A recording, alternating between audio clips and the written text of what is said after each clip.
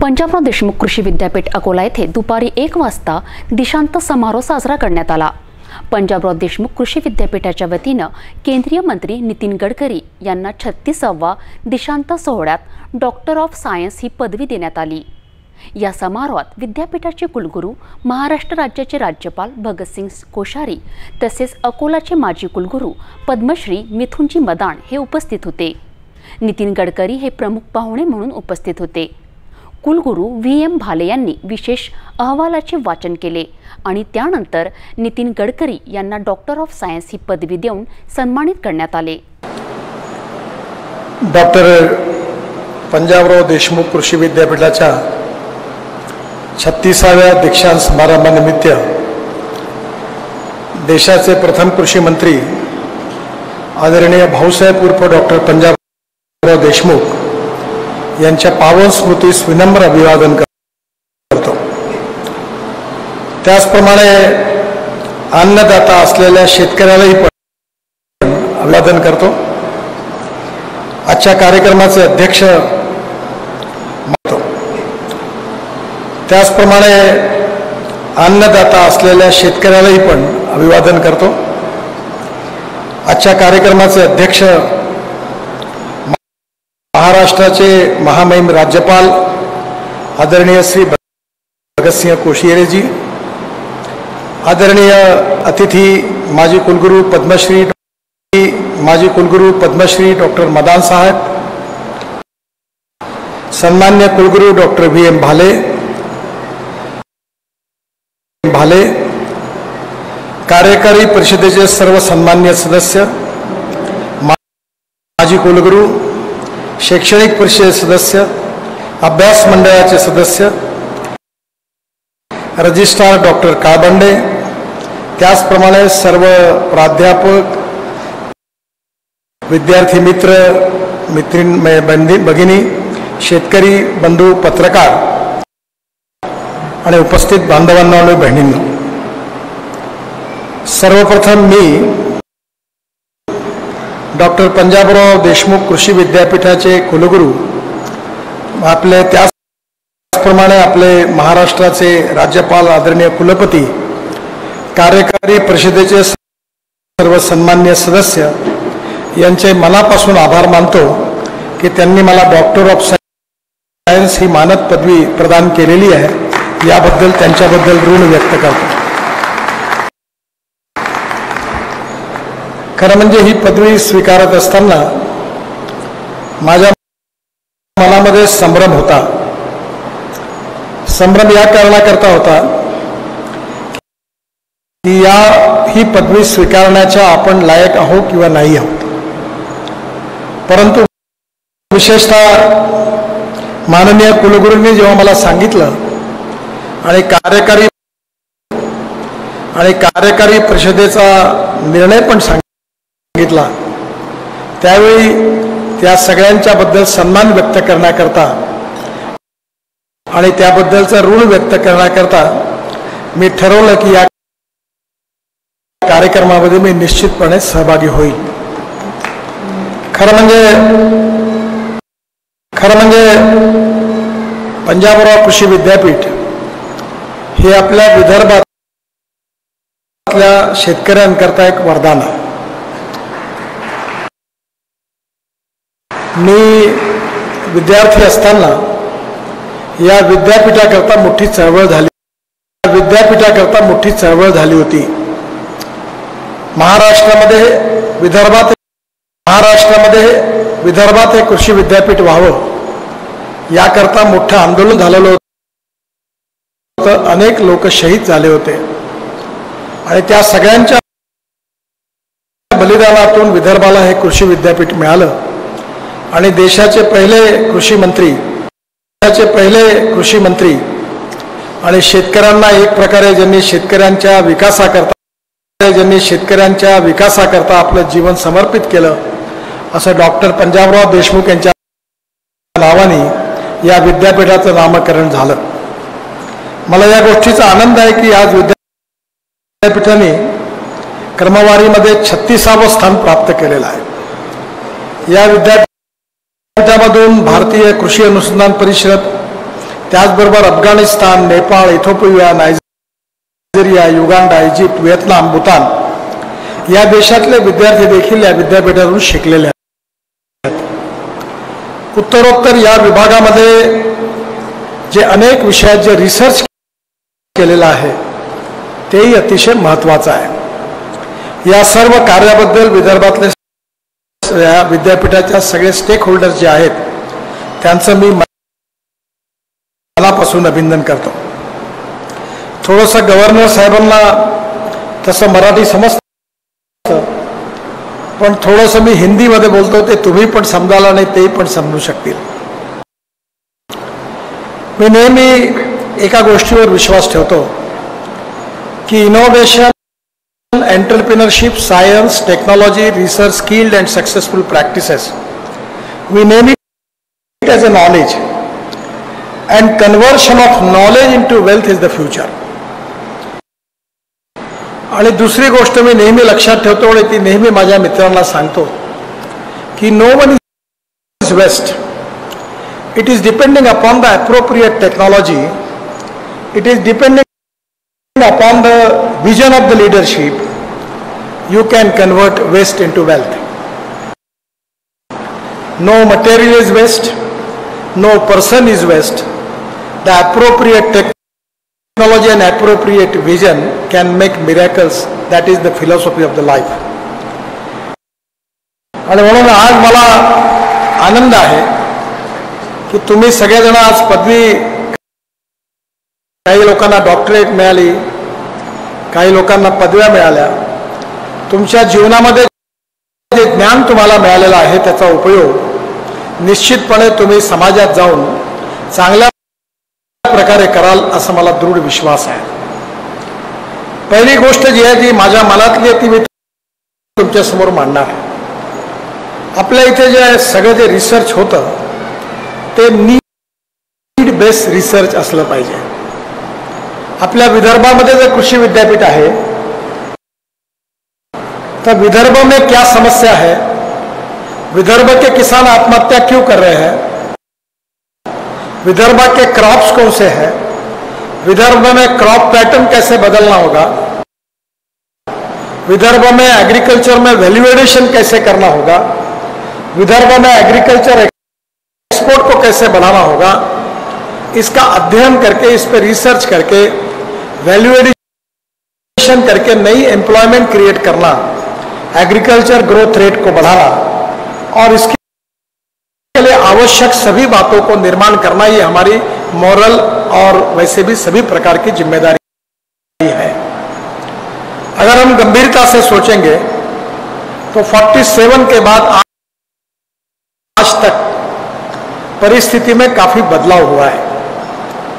जब महात्मा गांधी जी हमारे देश में स्वाधीनता का आंदोलन कर रहे थे तो वो कहते थे कि हमारा भारत गांवों में बसा है। तब 80% पॉपुलेशन हमारे गांवों में थी, पर आज हमारी पॉपुलेशन 65% हुई है। ये जो 25% पॉपुलेशन जो है इसका माइग्रेशन हुआ है, इसका कारण क्या है? क्या ये खुशी से हुआ है? ये मजबूरी से हुआ है। गांव में किसानों के फसल को सही भाव नहीं, गांव के किसानों के बेटों को पीने के लिए शुद्ध और स्वच्छ पानी नहीं, गांव में अच्छा अस्पताल नहीं % हुआ। क्या इस स्थिति को हम बदल सकते हैं? हमारे देश के ग्रोथ रेट में मैन्युफैक्चरिंग सेक्टर जो है उसका जीडीपी ग्रोथ में कंट्रीब्यूशन 22 to 24% है, सर्विस सेक्टर का कंट्रीब्यूशन 52 to 56% है और हमारे एग्रीकल्चर एंड अलाइड इंडस्ट्री का कंट्रीब्यूशन केवल 12% है।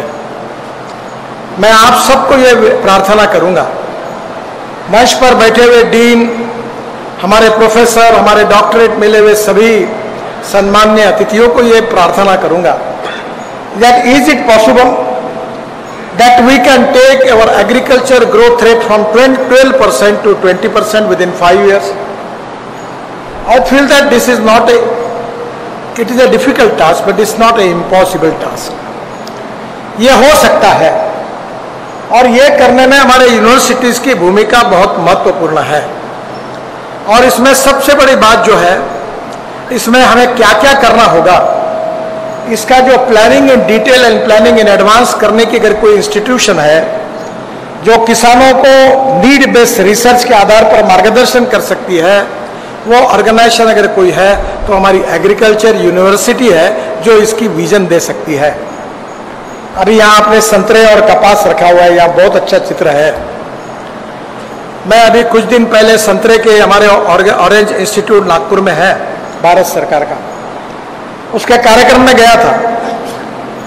अभी मुझे हमारे वानखेड़े बता रहे थे कि एग्रीकल्चर में अकोला, अमरावती, नागपुर जिले में, वर्धा जिले में लोग अच्छे ऑरेंज की अच्छी कलम चाहते हैं पर मिलती नहीं।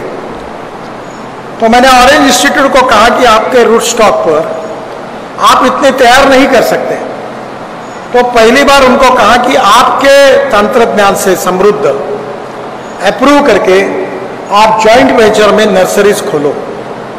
और पहली बार नर्सरी का शुभारंभ हुआ और बड़े प्रमाण पर अब ऑरेंज की नर्सरी शुरू हो रही है, जिसका मार्गदर्शन ऑरेंज रिसर्च इंस्टीट्यूट करेगा और रूट स्टॉक बदलेगा, और जिसके कारण ऑरेंज की क्वालिटी अच्छी होगी, नींबू की क्वालिटी अच्छी होगी, सीडलेस नींबू वो हमारे किसानों के पास ये कल में उपलब्ध होगी, तो हमारी प्रोडक्टिविटी बढ़ेगी, क्वालिटी बढ़ेगी, और क्वालिटी बढ़ेगी तो 2 पैसे मिलेंगे।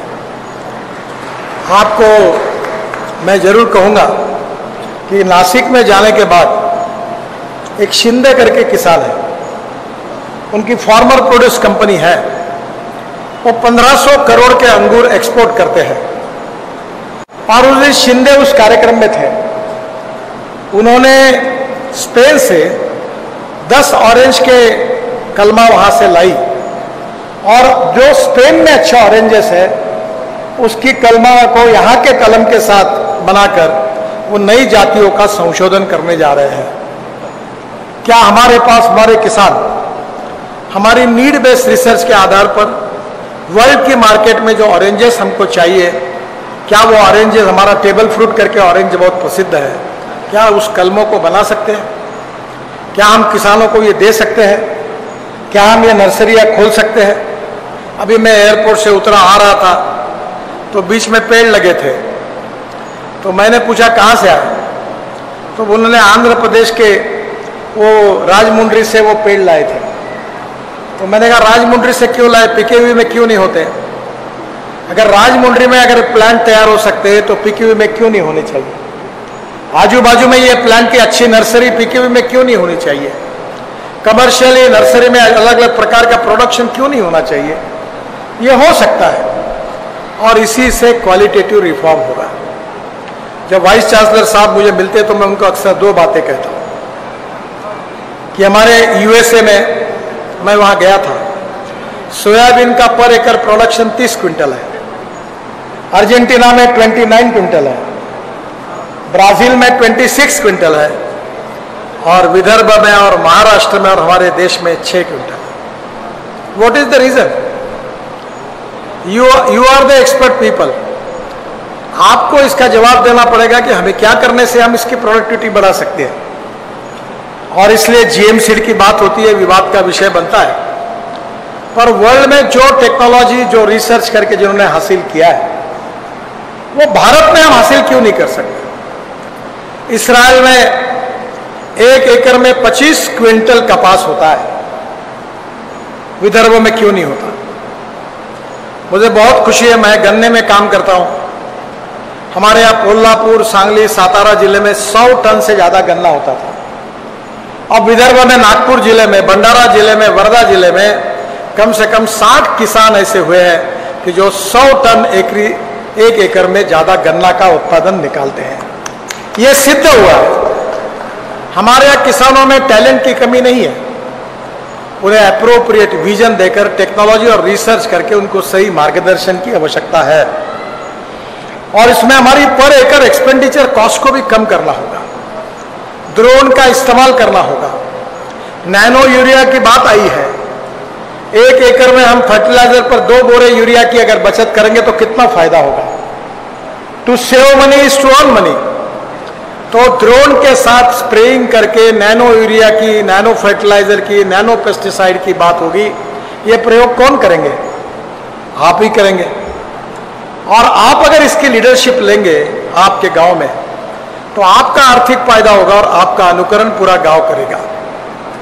और मैं आपसे यही एक्सपेक्ट करता हूं कि ये appropriate leadership with appropriate vision in your particular village, you are the capable leadership that you can give a capable leadership and a good experiment and good example of success story to the all type of poor farmers, those who are socially, economically, educationally backward. You can train them. Vegetable लगते हैं, ऐसा क्यों हुआ? अब तो हमारे यहाँ गन्ना और वेजिटेबल लगते हैं, ऐसा क्यों हुआ? क्योंकि कपास में मैं जब स्टूडेंट था तब H4 का जमाना था, H6 का जमाना था, वरलक्ष्मी का जमाना था, L47 थी। तब बड़ा मुश्किल से मैं बहुत मेहनत करता था। मैं लॉ कॉलेज में पढ़ता था। उस समय मुझे 1 लाख रुपए का कपास हुआ। 1 एकड़ में 11 क्विंटल कपास निकला। पर जब साल के आखिरी में मैंने हिसाब लगाया तो इंसेक्टिसाइड फर्टिलाइजर का हिसाब करने के बाद 1 लाख रुपए का कपास हुआ और 90,000 रुपए का खर्चा हुआ। कहां किसान जाएगा?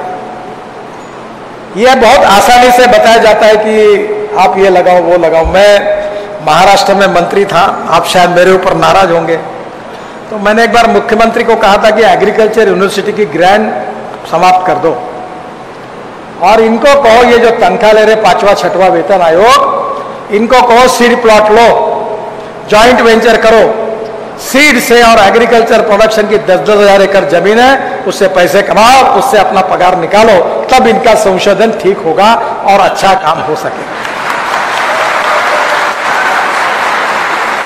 अब मेरे ऊपर आप नाराज होंगे, पर हम आपको 5वां वेतन आयोग 6वां वेतन आयोग देके एग्रीकल्चर यूनिवर्सिटी घाटे में, और कुछ भी बात बोलते तो वीसी बोलते पैसा नहीं है। सब काम में हमको राज्य सरकार और भारत सरकार से पैसा चाहिए। तो आप अगर खेती अगर इकोनॉमिकली वायबल नहीं करते तो किसान कैसे करेगा? आपका प्रूवन एग्जाम्पल अगर प्रॉफिटेबल नहीं होता तो किसान का कैसे होगा? तो मैं आपको दोष नहीं देता, आपको आपका माइंड सेटअप और आपके सोचने के तरीके में थोड़ा सा बदल करना होगा। मैं अभी टेक्नोलॉजी सेवी हूं और मैं कोई भी बात प्रूवन बिना नहीं बात करता। ये मैंने अभी हॉल ऊपर देख रहा था, मेरा आपसे अनुरोध है कि ये हॉल पर ऊपर में जो ट्रांसपेरेंट है वो छोड़ दो, बाकी को सोलर लगा दो। 70% सोलर पावर जो होती है वो ग्रीन हाइड्रोजन तैयार करने के लिए लगती है। आपके कुएं में पानी है, वो भी आपके पास है, अब तो तालाब बन गए और पानी आ गया। वो पानी में इलेक्ट्रोलाइजर 1 करोड़ का है, वो ग्रीन हाइड्रोजन तैयार करो। और एक जनरेटर सेट बायो इथेनॉल का, वो किर्लोस्कर कंपनी ने बना लिया है, मेरे घर पे मैंने लगाया, वो लगा दो और ग्रीन हाइड्रोजन तैयार करो और रोड पर एक पंप डाल दो। ये फ्यूचर है। 1 किलो ग्रीन हाइड्रोजन 70 रुपए किलो का होगा और जिसके ऊपर 400 किलोमीटर का एवरेज मिलेगा, तो कोई पेट्रोल डीजल यूज नहीं करेगा। मैंने अभी गवर्नर साहब को कहा कि मेरे घर पर दिल्ली आइए, मैं हाइड्रोजन के कार में आपको घुमाऊंगा। मर्सिडीज से भी अच्छी कार है, धुआं भी नहीं होता। This is the future, futuristic technology and appropriate vision for the future. You can donate are but you can not donate vision. आप दे सकते हो, ये गेहूं चावल मक्का लगाकर कोई भविष्य बदलेगा, मेरा विश्वास इसके ऊपर का उड़ गया। 20 साल मैंने मेहनत की। अब अन्नदाता नहीं ऊर्जादाता बनो। और मैं तो सर तुम्हारे सबके गाड़ियों के पेट्रोल में अकोला बुल्ढाना जिले तक हमने बनाया हुआ इथेनॉल डाला हुआ है 10%। अब मैं 20% आ रहा है और तुम्हारे गाड़ी में चल रहा है, जितनी स्कूटर चल रही, जितनी इंडियन ऑयल और भारत पेट्रोलियम के पंप है ना, हमारे किसानों का मैंने विदर्भ में तैयार किया इथेनॉल डाला है। और अभी टोयोटो कंपनी की गाड़ी आई है, वो फ्लेक्स इंजन पर है, 100% बायो इथेनॉल। और मदान साहब को मैं बताऊंगा कि रिसर्च में दम कितना है। मैंने रशिया से सुना कि एक साइंटिस्ट थे, उन्होंने इथेनॉल की कैलोरिक वैल्यू पेट्रोल के बराबर की। तो 1 लीटर पेट्रोल बराबर 1 लीटर 300 ml इथेनॉल था। तो जब मैंने ये देखा तो मैंने रशियन साइंटिस्ट को इंडिया में बुलाया। मेरा प्रेजेंटेशन होने के बाद मैंने इंडियन ऑयल के चेयरमैन वैद्य साहब है और एक राम कुमार करके फरीदाबाद में उनके लेबोरेटरी के डायरेक्टर, बहुत अच्छे विद्वान साइंटिस्ट है, और पेट्रोलियम मंत्री को घर पे बुलाया और रशियन साइंटिस्ट से उनकी मुलाकात कर दी। तो राम कुमार जी बहुत बड़े साइंटिस्ट हैं पेट्रोलियम के। उन्होंने कहा sir can I request you, मतलब बोलो कुछ भी बोलो। Sir they are telling but I feel it is very difficult, it is not going to happen. मैंने उनको कहा राम कुमार जी गाजर की पुगी है, ट्राई करके देखो, बचती है तो बजाओ, नहीं तो खा लो, इनको भेज दो वापस। 3 महीने प्रयोग हुआ और आफ्टर 3 मंथ राम कुमार जी ने मुझे और पेट्रोलियम मंत्री को जवाब दिया कि experiment is successful, now the ethanol caloric value is equal to petrol, और हम इसको एक्सेप्ट करेंगे। एक निर्णय से देश के 20,000 करोड़ रुपए का बचत हुआ, 20,000 करोड़। और मैं आपको विश्वास के साथ कह रहा हूं, मैं जो जो कहता हूं वो सिद्ध हुआ है। 2004 से बोलते रहता हूं, पहले तो लोग मुझे पागल समझते थे, फिर धीरे धीरे मैं बोलता हूं वही बात कहते हैं, और एक एक बात प्रूव हुई।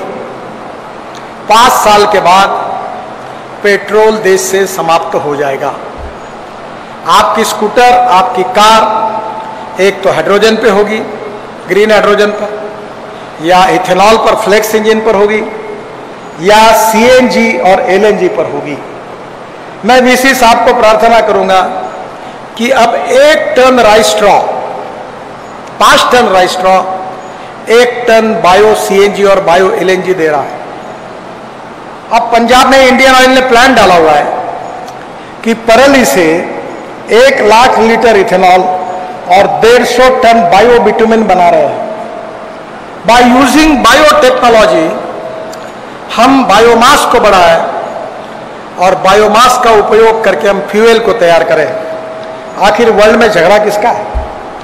Food, fuel and fertiliser. पूरे वर्ल्ड की ग्लोबल इकोनॉमी 3 बातों की तरफ घूम रही है, और इसलिए मैं पंजाबराव कृषि विद्यापीठ से अनुरोध करूंगा कि आने वाले 25 साल के लिए विदर्भ के लिए मैं भी कोशिश करूं कि हमारा कपास एक्सपोर्ट हो, हमारा सूत एक्सपोर्ट हो। हमने सिंधी में, वर्धा जिले में ड्राई पोर्ट डाला हुआ है। बांग्लादेश से मेरी बात हुई है और यहां से पूरा एक्सपोर्ट अब बांग्लादेश में सूत और कपास का करने की योजना बनाई है। मेरा विश्वास है हमारा संतरा वर्ल्ड में जाएगा, और इन सब बातों के लिए आपका सहयोग चाहिए। Your development oriented leadership, your revision with technology, research and science, your practical successful practices will inspire and motivate the farmers जो farmers suicides कर रहे हैं। और मैं आपको बताऊं, मेरे जीवन की सबसे बड़ी चिंता है, that is my mission in my life, कि विदर्भ में किसानों की आत्महत्या समाप्त हो। और ये करने के लिए ये यूनिवर्सिटी बहुत बड़ा योगदान कर सकती है, और इसलिए practical approach, out of box thinking, for appropriate vision for next 25 years.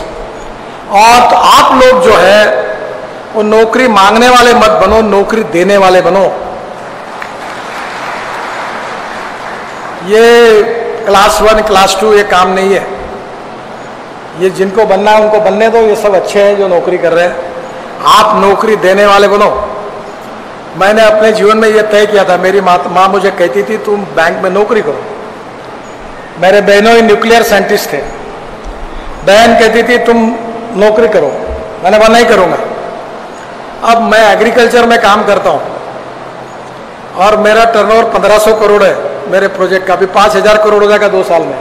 मैं 15,000 लोगों को रोजगार दिया हूँ, और मैं बिल्कुल अभी इस मत कहूँ कि मैं लोगों को आए हुए कहता हूँ कि एम्प्लॉयमेंट क्रिएट करो। जैसे देश के लिए वेल्थ क्रिएट करना है, वैसे विदर्भ के लिए रोजगार निर्माण करना है। एग्रीकल्चर में, रूरल ट्राइबल फील्ड में आप इंटरप्रेन्योरशिप को डेवलप करके विदर्भ को समृद्ध और संपन्न बनाने के लिए आप रोजगार निर्माण करो टेक्नोलॉजी और इनोवेशन के साथ। और इसलिए मैं हृदय से आप सबको बहुत बहुत शुभकामनाएं और शुभेच्छाएं देता हूं। मैं बिजनेसमैन नहीं हूं, मैं तो रोड, टनल और रोड इसका सबका एक्सपर्टाइज मेरे पास है, पर मैं कंप्लीटली एग्रीकल्चर और रूरल में काम करता हूं, वाटर कंजर्वेशन में काम करता हूं, अपारंपरिक ऊर्जा पर काम करता हूं और खुद प्रयोग करता हूं। 10, 20, 25 करोड़ साल के गवाता हूं उसमें, पर मैं यही चाहता हूं कि एक दिन ऐसा आएगा, ये प्रूवन टेक्नोलॉजी विदर्भ के तस्वीर को बदल देगी। और आप जैसे young talented engineering, science train graduate man power को देखकर मेरा विश्वास बढ़ता है, मेरा कॉन्फिडेंस बढ़ता है। और आने वाले समय में आप सबके सहयोग से, यूनिवर्सिटी के सहयोग से ये सोशियो इकोनॉमिक ट्रांसफॉर्मेशन होगा। विदर्भ का किसान आत्महत्या नहीं करेगा और विदर्भ से agriculture export, employment potential create होगा और विदर्भ की एग्रीकल्चर ग्रोथ रेट देश में सबसे ज़्यादा होगी। आप सबके भरोसे यही सपना निश्चित रूप से पूरा होगा। इसी विश्वास के साथ आपको जो डिग्रियां मिली है उसका निश्चित रूप से आपके जीवन में आपकी प्रगति हो, आपका विकास हो। इसी प्रार्थना और शुभेच्छा के साथ मैं अपनी बात को समाप्त करता हूं। धन्यवाद।